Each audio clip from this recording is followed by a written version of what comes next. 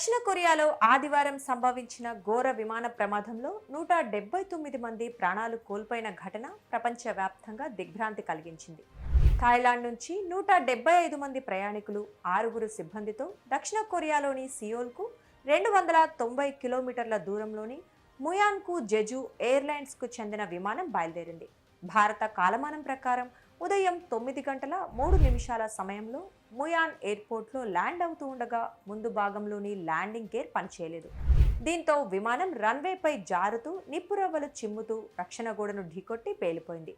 సిబ్బందితో కలిసి మొత్తం 181 మంది ప్రయాణిస్తున్న ఈ విమానంలో 2 మాత్రమే ప్రాణాలతో బయటపడ్డారు.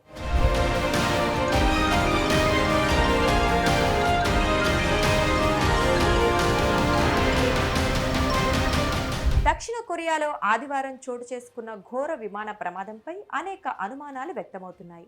ఇవన్నీ దర్యాప్తు పూర్తయితే గానీ తేలే అవకాశం కనిపించడం లేదు.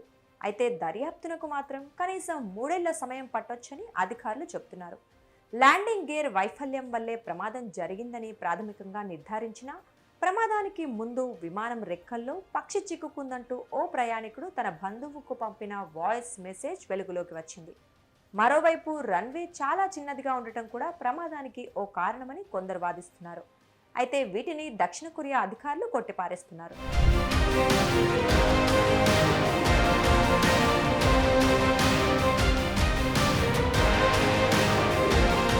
ఉదయం 9 గంటల 3 నిమిషాల సమయంలో ల్యాండింగ్ గేర్ తెరుచుకోకుండానే విమానాన్ని దించేందుకు పైలట్ ప్రయత్నించగా అది వేగంగా దూసుకుపోయి గోడను ఢీకొని పేలిపోయింది. ఈ విమానాన్ని నడుపుతోన్న పైలట్కు 6823, కో పైలట్కు 1650 ఫ్లయింగ్ గంటల అనుభవం ఉంది. ఈ ప్రమాదానికి ఖచ్చితమైన కారణాన్ని చెప్పలేమని దర్యాప్తు అనంతరం తేలుతుందని అధికారులు వెల్లడించారు. మరోవైపు పక్షులు ఢీకొన్నందువల్లే విమాన ప్రమాదం జరిగిందని భావించామని ప్రాణాలతో బయటపడిన 2లో ఒకరు చెప్పినట్లు వెలుగులోకి వచ్చింది.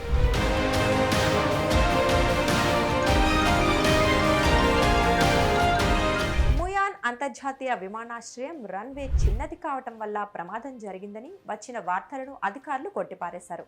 2800 మీటర్ల పొడవున్న ఈ రన్వేపై సి టైప్ విమానాలు దిగటానికి అనువుగానే ఉంటుందన్నారు. సి టైప్ విమానాల రెక్కల వెడల్పు 24 నుంచి 36 మీటర్ల వరకు ఉంటాయని, ప్రమాదానికి గురైన విమానం రెక్కల వెడల్పు 38.8 మీటర్లు ఉందని తెలిపారు.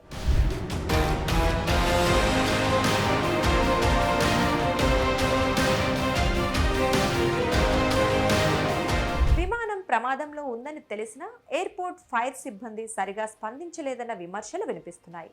విమానం ఆపదలో ఉందని తెలియగానే రన్వే దగ్గర అవసరమైన ఏర్పాట్లు చేయాలని అంటున్నారు. విమానం రన్వేపై దిగిన సమయంలో సమీపంలో ఎక్కడా ఫైర్ ఇంజన్లు ఎందుకు లేవని కొందరు నిలదీస్తున్నారు.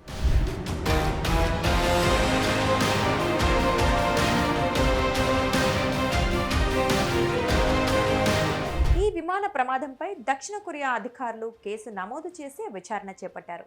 అయితే ఇందులో ఉన్న కొన్ని సంక్లిష్ట నిబంధనల కారణంగా దర్యాప్తును చాలా కాలమే పట్టేలా కనిపిస్తోంది. దర్యాప్తు పూర్తయి నివేదిక రావటానికి 6 నెలల నుంచి 3 ఏళ్ల వరకు సమయం పట్టొచ్చని చెబుతున్నారు. ప్రమాదానికి గురైన విమానం దక్షిణ కొరియాకు అవతల తయారు కావటంతో అక్కడికే వెళ్లి దర్యాప్తు చేయాలని నిబంధనలు చెబుతున్నాయని, అందువల్లే ఆలస్యమయ్యే అవకాశం ఉందని అధికారులు పేర్కొంటున్నారు.